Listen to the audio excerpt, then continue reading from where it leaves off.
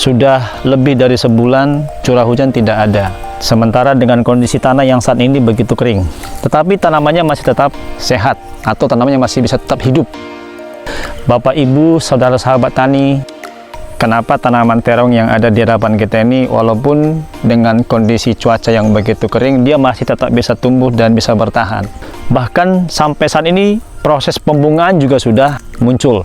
Ini yang kami masukkan tadi, bahwa sebenarnya ketika kita diperhadapkan dengan cuaca kering, Bapak Ibu saudara sahabat tani tidak perlu khawatir. Kenapa? Kuncinya ada di biomak.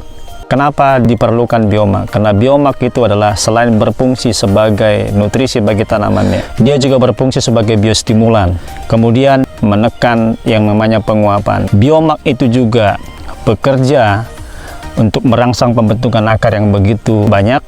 Kemudian biomak itu juga akan melapisi jaringan daun ini dengan silika yang terdapat dalam biomak, sehingga ketika terjadi cuaca panas sekalipun, maka tingkat penguapan dari daun juga akan berkurang.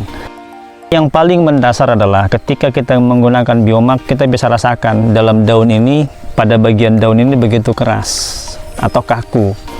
Nah, inilah yang membedakan kenapa ketika menggunakan biomak itu walaupun dalam posisi kemarau, dia masih dalam posisi segar. Kemudian begitu kita kocor ke bagian tanah ini, dia juga akan berfungsi sebagai penetralisir keasaman tanahnya.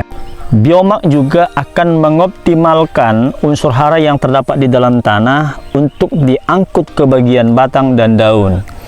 Jadi begitu pentingnya biomak itu terhadap pertumbuhan tanaman terong yang ada di hadapan kita ini. Oleh karena itu, mari Bapak Ibu sekalian, jangan ragu, kemudian jangan galau. Sekalipun kita diperhadapkan dengan cuaca ekstrim, kita ada solusinya, biomak.